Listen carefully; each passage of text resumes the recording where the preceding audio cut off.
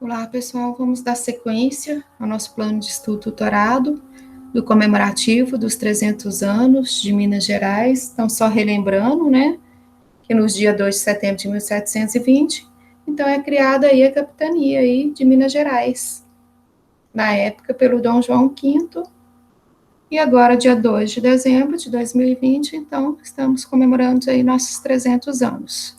Agora vamos para as atividades, que essa é a segunda parte. Bom, mão na massa. O conto As Margens da Alegria, de Guimarães Rosa, fala de um menino que vive a experiência de viajar de avião. Lendo-se o texto, é possível ver como o menino percebe aquilo que está vivenciando. Quais são suas interpretações, afinal? Pela primeira vez, ele verá o mundo de um outro ângulo, de cima. Veja um trecho do conto, então. As Margens da Alegria, de Guimarães Rosa. Esta é a história. E um menino com tios passar dias no lugar onde se construía a grande cidade. Era uma viagem inventada no feliz. Para ele, produzia-se em caso de sonho. Saíam ainda com o escuro, o ar fino de cheiros desconhecidos. A mãe e o pai vinham trazê-lo ao aeroporto. A tia e o tio tomavam conta dele. Justinamente.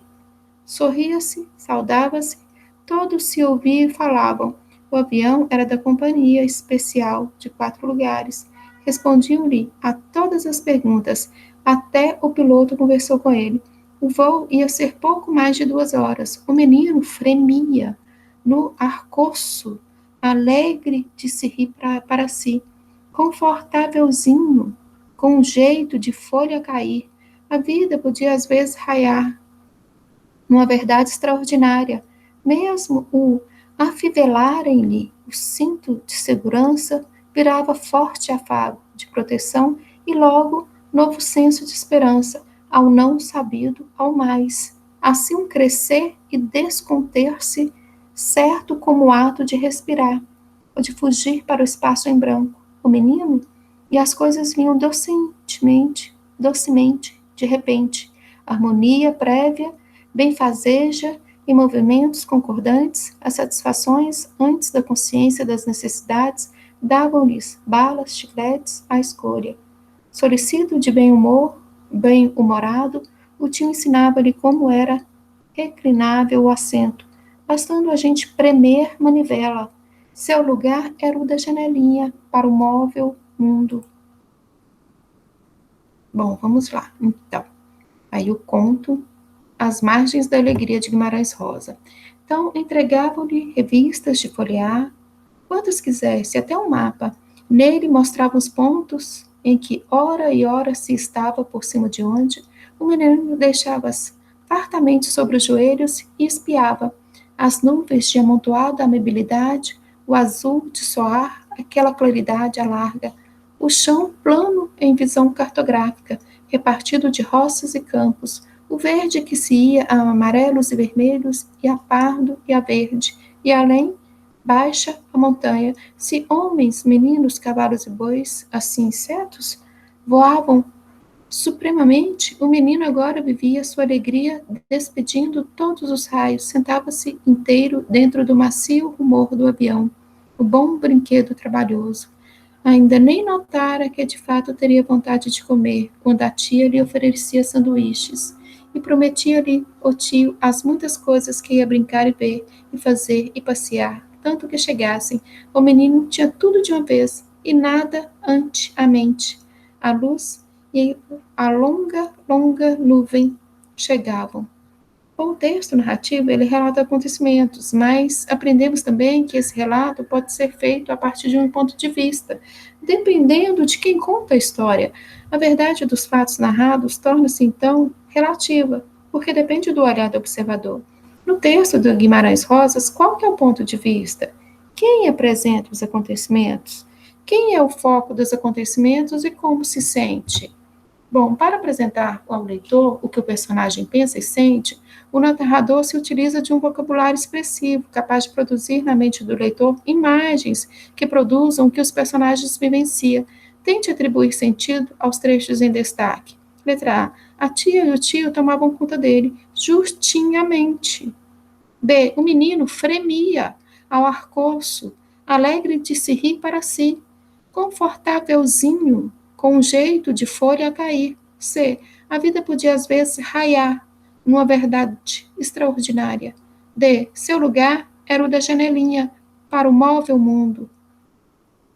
Bom, personalidades e biografias. A biografia é um gênero textual comumente usado para descrever os fatos marcantes da vida de uma pessoa.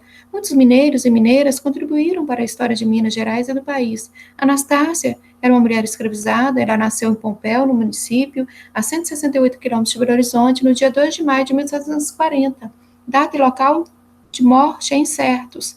É uma personalidade religiosa de devoção popular brasileira, ela é cultuada informalmente pela realização de supostos milagres. E tem o Antônio Francisco Lisboa.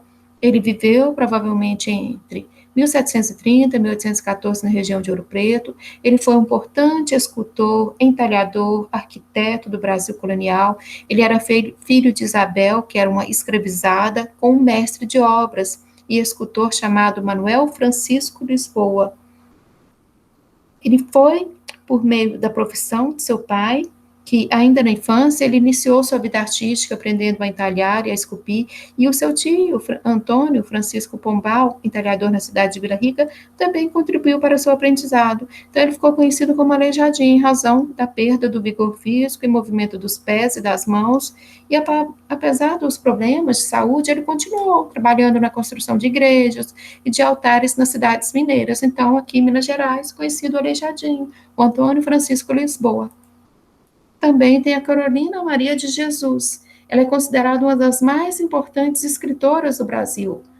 Coralina Maria de Jesus. Ela nasceu em 14 de março de 1914, na cidade de Sacramento, em Minas Gerais. Ela foi uma das primeiras escritoras negras do país, e ficando conhecida por seu livro Quarto de Despejo, que é um diário de uma favelada, que foi publicado em 1960, e ela faleceu em 13 de fevereiro de 1977 em São Paulo. E tem Clara Nunes. Clara Francisca Gonçalves Pinheiro, ela é conhecida como Clara Nunes. Ela nasceu em 12 de agosto de 1942, na cidade de Paraupeba, Minas Gerais. Ela foi uma cantora, uma compositora e pesquisadora da música popular brasileira, sendo considerada uma das melhores intérpretes nacionais. Ela faleceu em abril de 1983, no Rio de Janeiro. E tem Francisco Rey. Chico Rey teria sido um monarca africano.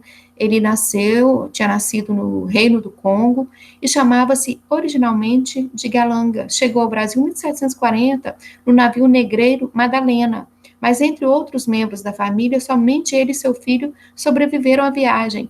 A rainha de Jalô e a filha, a princesa, foram jogadas no oceano pelos marujos do navio para aplacar a ira dos deuses da tempestade, que quase o afundou.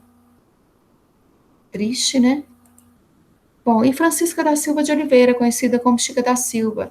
Francisca da Silva de Oliveira, ela nasceu no Cerro em 1773, foi uma mulher escravizada que viveu no Arraial do Tijuco, atual Diamantina, e durante a segunda metade do século XVIII, ela foi alforriada, né, libertada, alforriada, manteve união consensual com o rico contratador dos diamantes, João Fernandes de Oliveira, tendo com ele 13 filhos.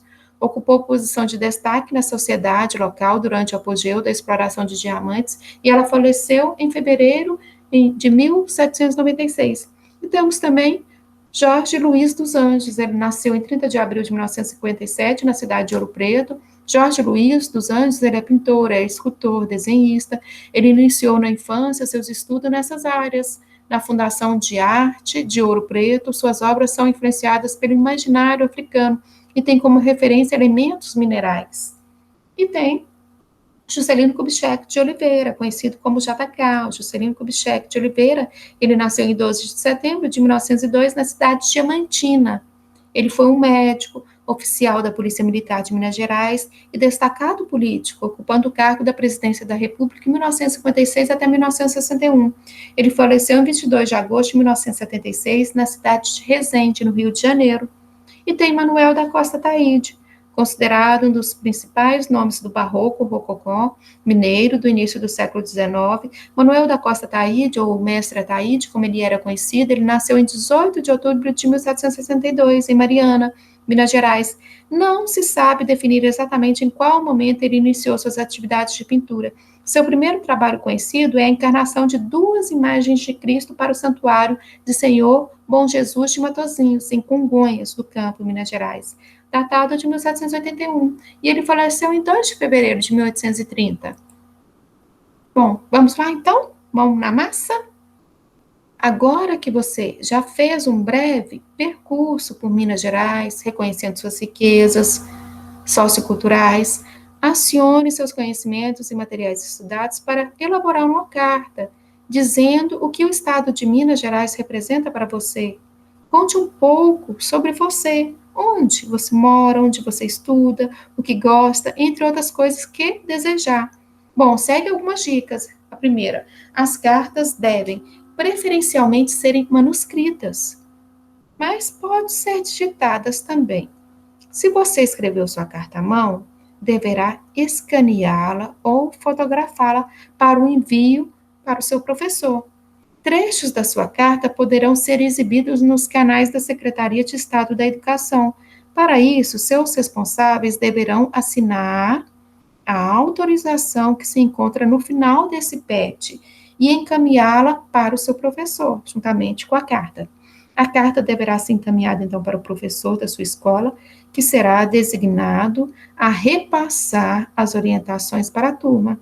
E após receber as cartas, o diretor da sua escola, a diretora da sua escola, irá encaminhá-las à Superintendência Regional de Ensino para possível apresentação nas plataformas aqui da educação em Minas Gerais. Bom, qual que é o modelo aqui de cessão de direitos autorais e autorização para divulgação? Se você quiser que sua carta seja divulgada, então você tem que ter uma assinatura aqui do seu responsável legal e a sua assinatura, que aí pode ser divulgado nas mídias. E vamos lá então. Por que escrever uma carta? Porque é também uma forma de comunicação, é de interação e de se fazer presente. 2, porque desenvolve a criatividade e trabalha com o visual, motor e cognitivo de maneira diferente de quando usamos das tecnologias digitais. Melhoram a nossa concentração e habilidade de escrever. As cartas têm um potencial grande para criar empatia entre os seus correspondentes, já que mostram um interesse especial pelo outro e requer dedicação, empatia, esse interesse pelo outro. E 5, porque é charmoso, tem estilo, retrô, retoma uma tradição e pode representar uma experiência nova. Bom, aqui tem um exemplo de uma carta para você se inspirar. Belo Horizonte, 28 de setembro de 2020. Caro colega de estudos, eu sou a Maria Beatriz. Eu estudo na escola estadual, tenho 14 anos e estou no 9º ano.